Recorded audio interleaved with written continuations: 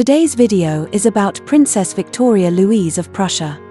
Princess Victoria Louise Adelaide Matilda Charlotte was born in 1892. She was the seventh child of the last German Emperor, Wilhelm II, and Empress Augusta Victoria, and their only daughter. Wilhelm II and his wife were quite prolific, having 7 children in 10 years, with the first 6 being sons, all of whom grew up healthy and strong. When Victoria Louise was born, Empress Augusta Victoria wrote in her diary, after having 6 sons, "God has blessed us with our 7th child, a small yet strong little girl." As the only daughter in the family, Princess Victoria Louise was showered with love from both her parents and her 6 brothers. Her eldest brother, Wilhelm, said that their little sister was the only one among them who could be hugged and lifted high by their father, and even if she made mistakes, she wouldn't be criticized, because, in Wilhelm II's eyes, his precious daughter could do no wrong. Although Princess Victoria Louise was the family's darling and never lacked love from a young age, there was always one person who didn't like her grandmother, Empress Victoria. Empress Victoria didn't just dislike Victoria Louise, she was not fond of Wilhelm II's entire family. Empress Victoria was known to be extremely biased, being very strict in her upbringing of her 3 older children while overly indulging her 3 younger daughters. This habit extended to her grandchildren as well. The grandchildren from the Greek and Hesse-Kassel branches could do whatever they pleased in her presence, while Wilhelm II's children experienced the opposite. Seeing this behavior, Wilhelm II felt even less inclined to show her any respect. Besides treating her harshly in daily interactions, he also didn't allow his 7 children to spend time alone with her. In the summer of 1911, Victoria Louise visited the UK with her parents. At the age of 19, she received a warm welcome from everyone in the UK, from the royal family to ordinary citizens. The Daily Express reported, "This beautiful German blonde princess created a sensation in London. She showed great interest in everyone she met, and everyone was captivated by her charming smile." The imaginative British began to think that the beautiful, tall, and high-status Princess Victoria Louise would be the ideal match for their heir apparent, Edward. In reality, Victoria Louise thought that Edward, who was 2 years younger than her, was just a little boy, and Wilhelm II and his wife had no such intention. Additionally, I believe that apart from the aura of being the King of the United Kingdom, Edward VIII had no other notable qualities. 2 years later, Victoria Louise fell in love with Prince Ernest Augustus of Hanover, who was visiting Berlin and wanted to marry him.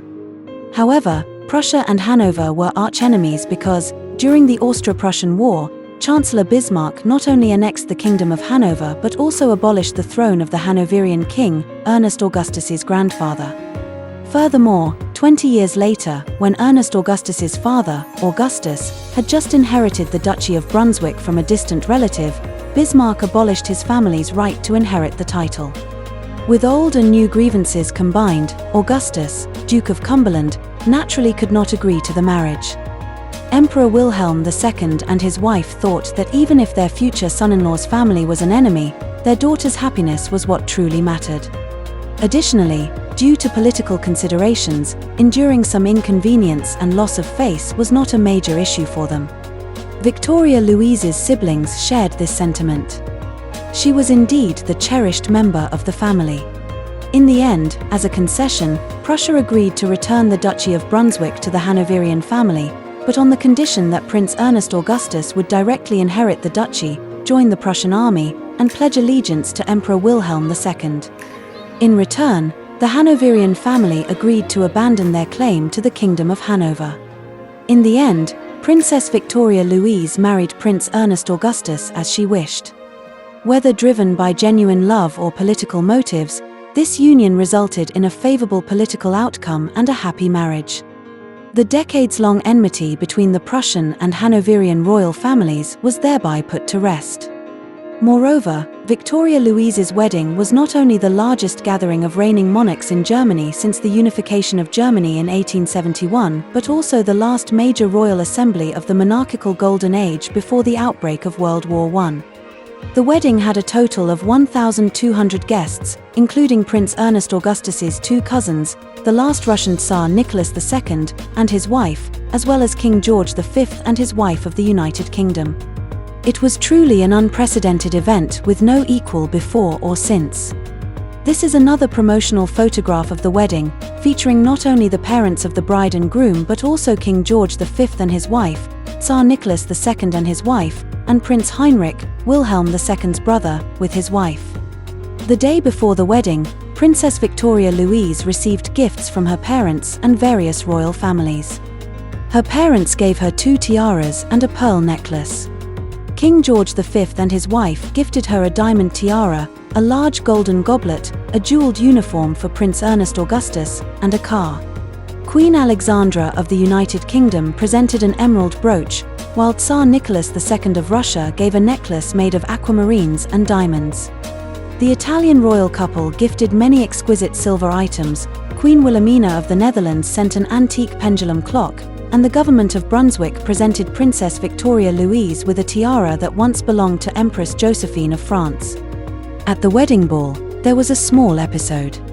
According to tradition, Princess Victoria Louise was to dance in sequence with her father, Emperor Wilhelm II, King George V of the United Kingdom, and Tsar Nicholas II of Russia.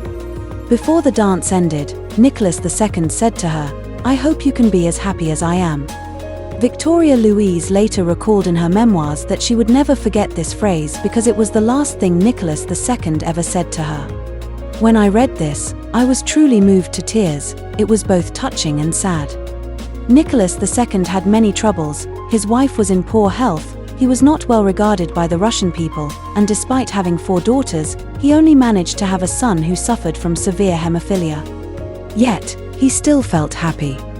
Less than a year after her marriage, Princess Victoria Louise gave birth to her eldest son, Ernest Augustus IV. Shortly thereafter, Archduke Franz Ferdinand of Austria and his wife were assassinated in Sarajevo, marking the beginning of World War I. Victoria Louise's 6 brothers and Prince Ernest Augustus also went to the front lines with the military, while Victoria Louise took responsibility for the rear in Brunswick.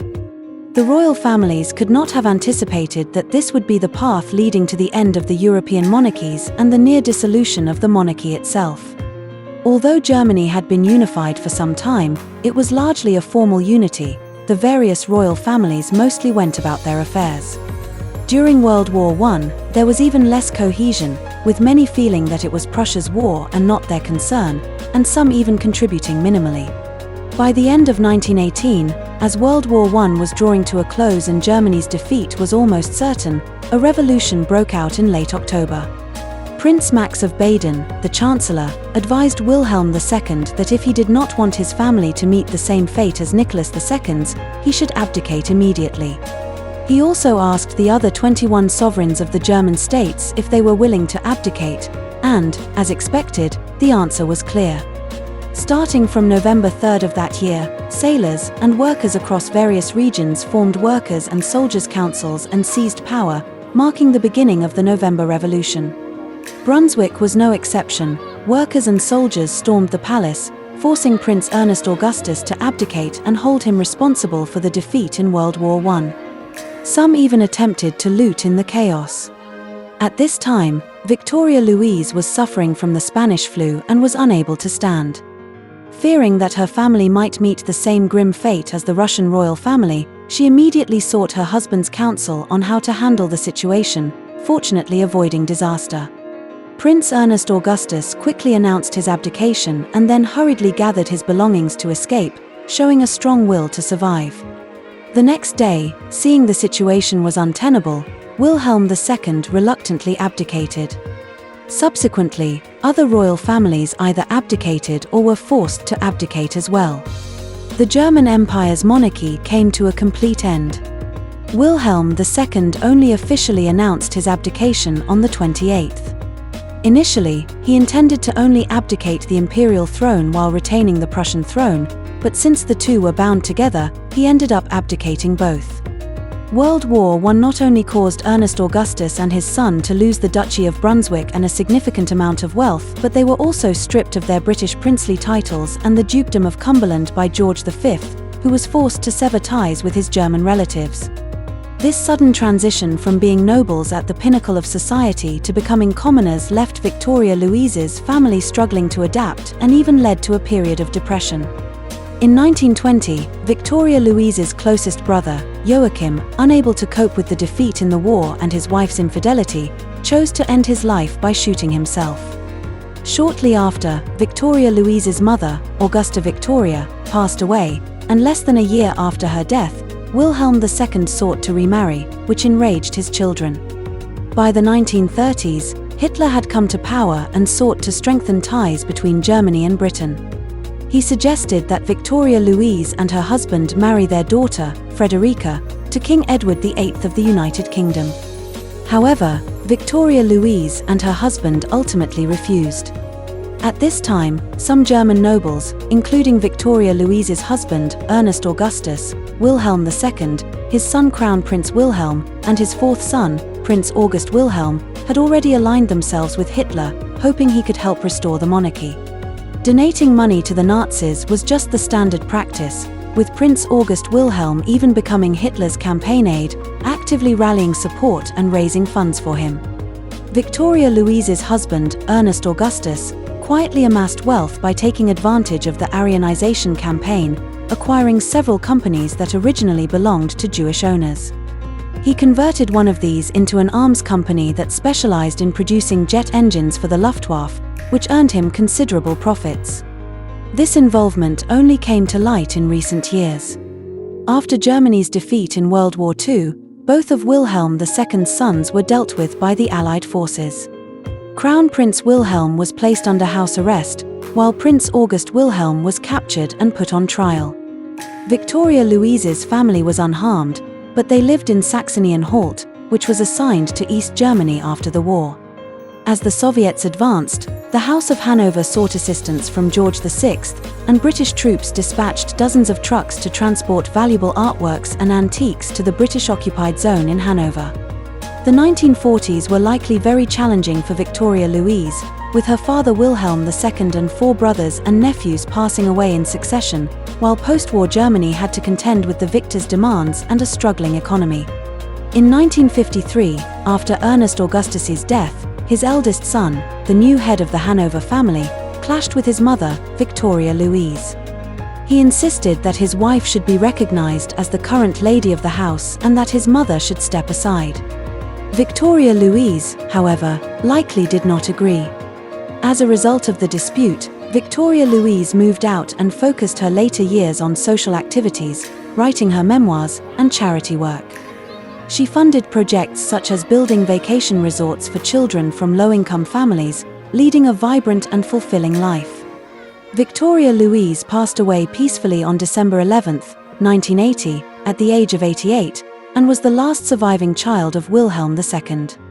Princess Victoria Louise can be considered one of the princesses who experienced one of the fastest periods of global change. Her life was relatively smooth despite the dramatic transformations she witnessed. She lived through the end of the golden age of monarchy and survived the tumultuous times that followed, with several of her children also leading fulfilling lives. In reflecting on her life, I realized that she seemed to be born with a Mary Sue script, cherished by her parents and 6 brothers, beautiful, kind, and adored by everyone, with a loving marriage and gentle in-laws. Even after losing her titles, her status and wealth remained substantial. She enjoyed a long life, maintained a high presence in later years, and her descendants married well. Ultimately, her fate was far better than that of her contemporaries, Princess Mary of the United Kingdom and the Ottoman Sisters of Russia. It's a testament to how fascinating and unpredictable fate can be.